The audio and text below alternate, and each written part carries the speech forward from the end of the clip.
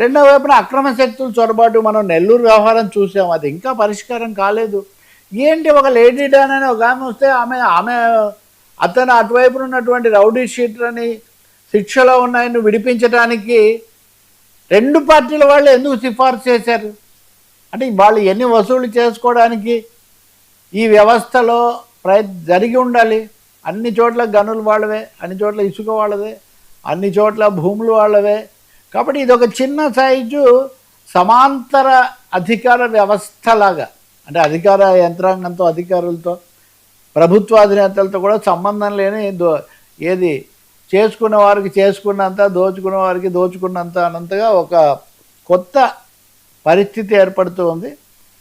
అప్పుడప్పుడు చంద్రబాబు, పవన్ కళ్యాణ్ హెచ్చరికలు చేసినా అవేమీ చాలటం లేదు, అవి సీరియస్గా చేయడం లేదేమో అని కూడా కొన్ని సందేహాలు ఆ పార్టీ వాళ్ళలో కలుగుతున్నాయి.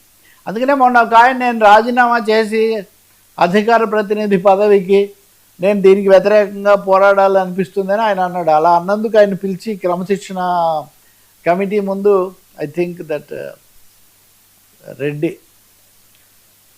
ఆయన అలా చెప్తే ఆయన పిలిపించారు. ఆయన నేను మామూలు భాషలో అన్నాను, ఇట్లాంటి చక్కదిద్దుకోవాల్సిన అవసరం ఉందని ఆయన చెప్పారు. అంటే ఆయన మీద ఏం చర్య తీసుకోలేదంటే అర్థం ఏంటి? ఆయన చెప్పిన దాంట్లో కొంత సత్యం ఉంది అనే అధిష్టానం గుర్తించినట్టే కదా. కాబట్టి దిద్దుకుంటే చాలా మంచిది.